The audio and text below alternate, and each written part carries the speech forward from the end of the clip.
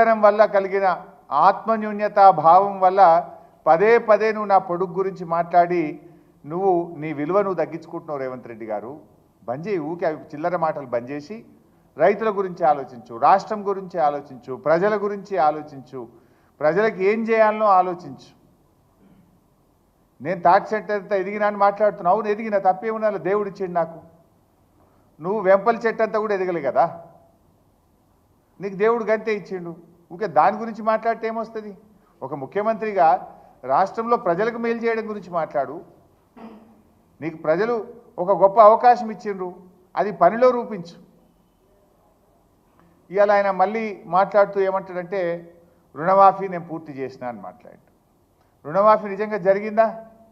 నువ్వు ఏం చెప్పినావు? దేవుడి మీద ఒట్టి పెట్టి అటున్న సూర్యుడు ఇటు పొడిచినా ఎవడున్నా ఎవడు లేకపోయినా 15 ఆగస్టు కల్లా రుణమాఫీ పూర్తి చేస్తా అన్నావు. అయిందా రుణమాఫీ? ఎందుకు చిల్లర మాటలు మాట్లాడుతున్నావు? ఏ ఊరికి పోదాం? నీ కొండారెడ్డిపల్లికి పోదాంపా, డేట్ చెప్పు, టైము చెప్పు, నేను వస్తా. నీ కొండారెడ్డిపల్లి చౌరస్తాలు అడుగుదాం, నీ ఊర్లో రుణమాఫీ అయిందేమో రైతుల్ని అడుగుదాంపా. లేదు నేను చెప్తా, ఇగో నేను మా ఊర్లో నా నియోజకవర్గంలో తయారు చేయించిన సిద్దిపేట రూరల్ మండలం వెంకటాపూర్ గ్రామం ఇంటింటికి పంపించి నేను సర్వే చేయించిన. ఆ గ్రామంలో ఇప్పటి వరకు ఎంతమందికి రుణమాఫీ అయింది, ఎంత డబ్బు అయింది, ఎంతమందికి కాలేదు వివరాలు తెప్పించిన. వెంకటాపురం గ్రామం సిద్దిపేట మండలం రుణమాఫీ జరిగింది 122 మందికి, జరగంది 82 మందికి రుణమాఫీ జరగలేదు. ఇందులో జరిగిన రుణమాఫీ ఎంత అంటే 1,13,74,552 రూపాయలు.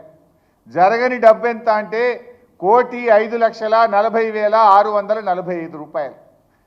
82 మందికి ఇంకా 1,05,40,645 రూపాయల రుణమాఫీ జరగవలసి ఉన్నది. నువ్వు జరిగింది అని నోరు పెద్దగా చేసుకున్నంత మాత్రాన, నోటికి వచ్చినట్టు మాట్లాడినంత మాత్రాన జరగదు కదా. నిజంగా రుణమాఫీ జరుగుంటే సురేందర్ రెడ్డి గారు అనే రైతు ఎందుకు ఆత్మహత్య చేసుకుంటాడు?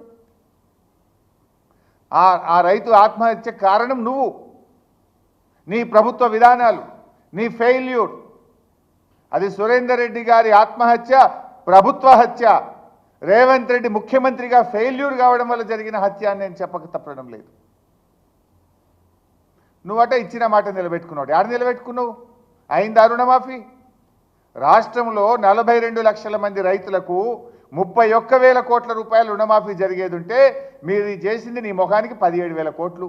సగం మంది రైతులకు కూడా రుణమాఫీ చేయలేదా నువ్వే చెప్తున్నావు. ఇంకా నీ సిగ్గుగా నా గురించి మాట్లాడే నైతికత ఎక్కడిది? దొంగతనం చేసిన దొంగనే దొంగ దొంగ అన్నాడట. నువ్వు రైతుల్ని మోసం చేసింది నువ్వు, మాట తప్పింది నువ్వు, రుణమాఫీ చెయ్యంది నువ్వు, ఇంకా నా గురించి మాట్లాడతావా? నన్ను పట్టుకొని సన్యాసి, ఏం మాట నిలబెట్టుకున్నావు సన్యాసి అని నేను అనరాదైంది నాకు. మాట తప్పిన సన్యాసి, మోసం చేసిన సన్యాసి అని 100 సార్లు అనగలుగుతాను నిన్ను. కానీ నాకు సంస్కారం ఉన్నది. నువ్వు ఎన్ని అబద్ధాలు ఆడినావు. ఈయనట అన్ని మాటలు నిలబెట్టుకున్నాడట. ఏం చెప్పినావు నీ మేనిఫెస్టోలో? 100 రోజుల్లో 6 గ్యారెంటీలు అమలు చేస్తా అని మాట తప్పిన సన్యాసివి నువ్వు కాదా? డిసెంబర్లో ఇందిరమ్మ రాజ్యం వస్తుంది, 4,000 పింఛన్ ఇస్తావా, నీ మన్మడు కాళ్ళొత్తుతాడని చెప్పి ఓట్లేయించుకొని మోసం చేసిన సన్యాసివి నువ్వు కాదా? ఇచ్చినవా 4,000 పింఛన్? మహిళలకు 2,500 రూపాయలు ఇచ్చినవా? 100 రోజుల్లో 2,500 రూపాయలు ఇస్తా అని బాండ్ పేపర్ల మీద రాసి అక్క చెల్లెళ్ళ కాళ్ళేళ్ళ పట్టుకొని అధికారంలో కూర్చున్నాక అక్క చెల్లెల్ని మోసం చేసిన సన్యాసివి నువ్వు కాదా? విద్యార్థులకు 5 లక్షల భరోసా కార్డు ఇస్తా అని మోసం చేసిన సన్యాసివి నువ్వు కాదా? ఏడాదిలోగా 2 లక్షల ఉద్యోగాలు ఇస్తా అని నిరుద్యోగులను మోసం చేసిన సన్యాసివి నువ్వు కాదా?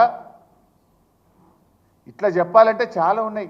కానీ మేము ఇంతకాలం మర్యాద ఓపికని బట్టు వస్తున్నాం. కానీ మర్యాదకు కూడా ఒక హద్దు పద్దు ఉంటుంది. కానీ నువ్వేమో రెచ్చిపోయి నువ్వు ఇవాళ మా గురించి మాట్లాడుతున్నావు.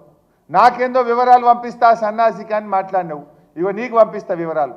సిద్దిపేట మండలం వెంకటాపూర్ గ్రామంలో రుణమాఫీ జరగని 82 మంది రైతుల వివరాలు నీకు పంపిస్తా సన్నాసి, చూసి చెయ్యి.